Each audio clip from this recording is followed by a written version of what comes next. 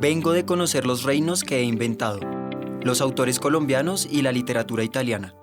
Un podcast del Istituto Italiano di Cultura.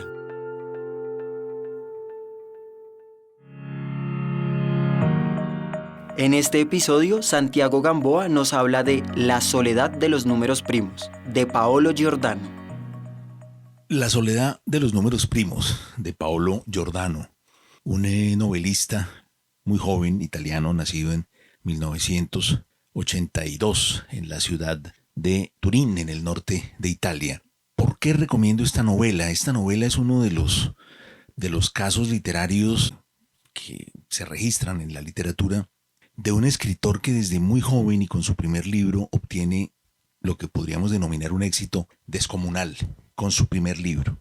Este es el caso exactamente de Giordano, que es licenciado en física teórica y que publica esta novela, La soledad de los números primos, a los 26 años. Y rápidamente obtiene los premios más importantes de Italia, el premio Strega, y luego una lista de premios más, convirtiéndose además en un bestseller que poco a poco después fue convirtiéndose y saliendo de Italia y transformándose en un bestseller no solo italiano, sino también internacional. Casos como este, como decía, no son muy infrecuentes en la literatura. Uno de ellos es el de Francis Scott Fitzgerald, con su primer libro, A este lado del paraíso, publicado a los 25 años, y también Thomas Mann, el escritor alemán, con su primera novela Los Buddenbrook, siempre en torno a esa edad, en torno a los 25 o 26 años. Estos casos la literatura los recuerda con especial interés porque es extraño la precocidad en un novelista. La precocidad es común en los poetas, en otro tipo de manifestaciones artísticas.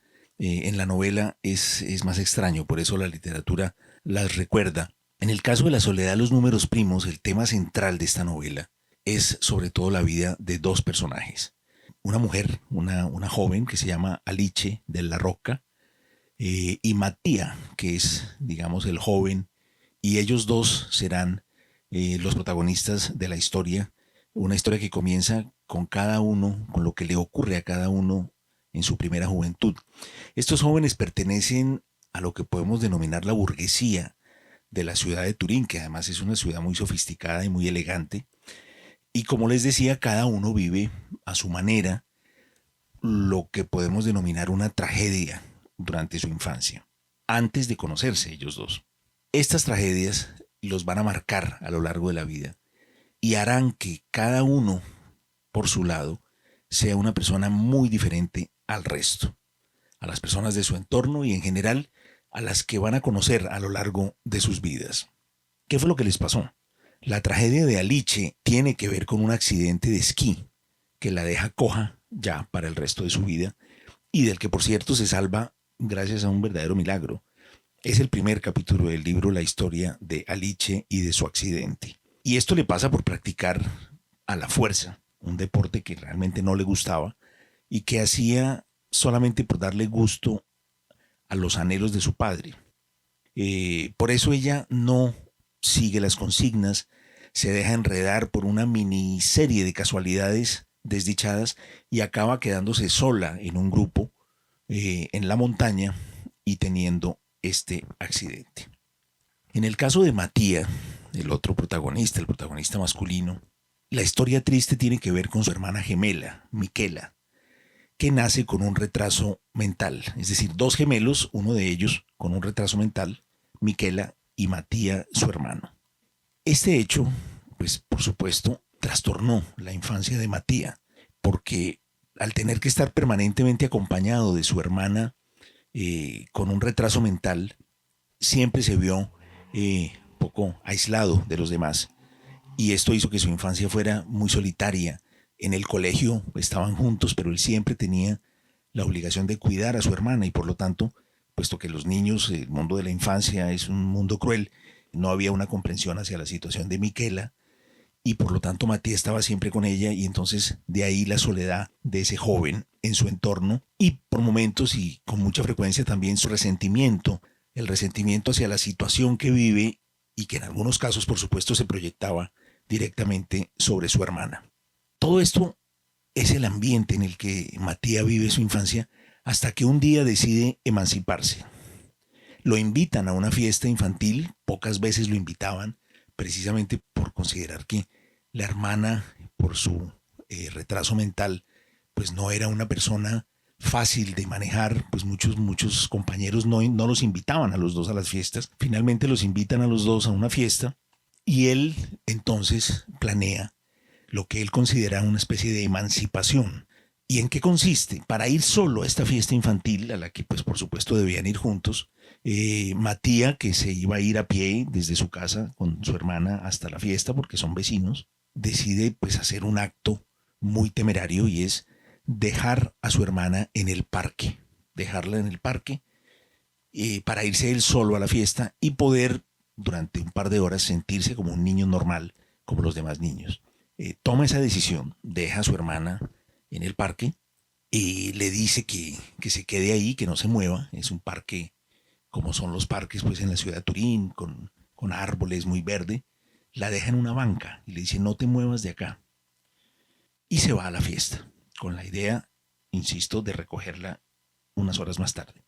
Pero por supuesto, cuando regresa, después de la fiesta, cuando empieza a sentir, digamos, primero él llega a la fiesta, se siente muy cómodo, se siente por fin igual a los demás, pero lentamente el remordimiento empieza a correr en su cabeza y entonces, antes de que se termine la fiesta, incluso ya el remordimiento se convierte en angustia y decide ir a recuperar a su hermana. Y sale corriendo de la fiesta, va hasta el parque y no la encuentra. La hermana se pierde. Y se pierde para siempre. Nunca más la encontrarán. Por supuesto, él queda marcado para toda la vida por este hecho, porque es su hermana gemela. Segundos antes de dejarla, Paolo Giordano nos describe el momento en el que él abandona a su hermana y se va.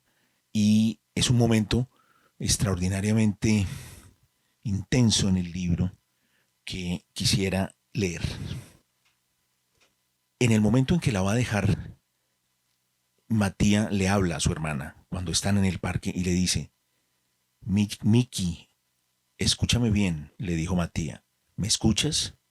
Siempre había que asegurarse de que el estrecho canal comunicativo de Michela estuviera abierto. Esperó la cabezada de la gemela. Bien, yo ahora tengo que irme, le explicó, pero será solo un momento, media hora como mucho. Tampoco había por qué decirle la verdad. Al fin y al cabo, para Michela, lo mismo daba media hora que un día.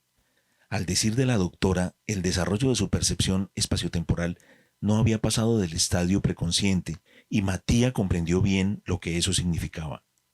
Tú siéntate aquí y espérame. Michela lo miraba con expresión seria y no contestó, porque nada podía contestar. Tampoco dio muestras de haber comprendido, pero sus ojos se avivaron un instante y durante el resto de su vida Matías pensaría que aquellos eran los ojos del miedo. Este es el instante en la novela en el que deja a su hermana y el instante que marcará para siempre la vida de Matías por la desaparición de la hermana. Y Matías continúa su vida con esa tremenda culpa encima.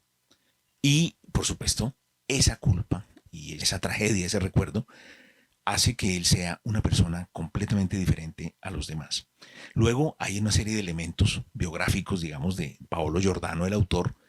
Matías entra a estudiar matemáticas y se convierte pues, en una persona tremendamente solitaria, mientras que en paralelo tenemos la vida de Alice, la joven que tuvo el accidente de esquí, que también por su cojera y por haber de alguna manera sido la cojera el resultado de una pequeña rebelión a ese mundo al que ella pertenecía, también es una mujer muy solitaria y evidentemente terminan por conocerse. Matías y Alice se atraen, hay una atracción muy grande entre los dos.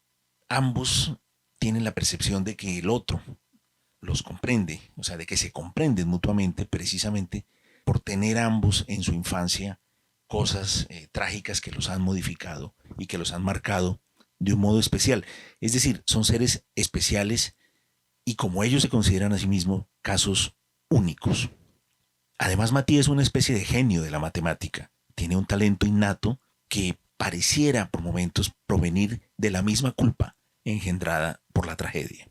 Y Alice, por su parte, también es una persona especial, con su cojera que le dejó como una mirada fría sobre la vida, sobre el mundo en el que vive. Y ahí viene un poco la peripecia del libro, y es la idea matemática de este destino que está ejemplificada en lo que en matemáticas se llama los números primos gemelos. Es decir, números que a pesar de estar muy cerca el uno del otro, siempre estarán separados porque entre ambos se interpone un número par. Hay una cita también que dice así, del propio libro, cuando se presenta esta idea, y dice: en una clase de primer curso, Matías había estudiado que entre los números primos hay algunos aún más especiales. Los matemáticos los llaman números primos gemelos. Son parejas de números primos que están juntos, o mejor dicho, casi juntos, pues entre ellos media siempre un número par que los impide tocarse de verdad. Son números como el 11 y el 13, el 17 y el 19, el 41 y el 43. Matías pensaba que Alice y él eran así, dos primos gemelos, solos y perdidos, juntos pero no lo bastante para tocarse de verdad. Estos números pueden internarse hacia el infinito en el universo matemático y siempre van a estar separados. Es la imagen racional más elocuente de la soledad. Una soledad vista desde las matemáticas, ya no como un destino romántico, fatídico, sino como una consecuencia lógica de la distancia que se tiene desde el punto de partida.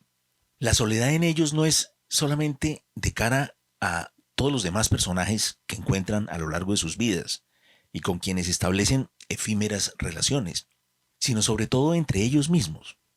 A pesar de que Matías y Alice se quieren, de sentir una gran atracción y de comprenderse de un modo profundo, no logran estar juntos. Siempre hay algo que los separa, cumpliendo con esta tragedia matemática de los números primos gemelos. Esto representa esos extraños equilibrios que a veces se dan en la vida, y sobre todo en el arte, lo de quienes, por haber sufrido una tragedia previa, encuentran un camino que los conduce a la creación de mundos nuevos, al talento, a la genialidad.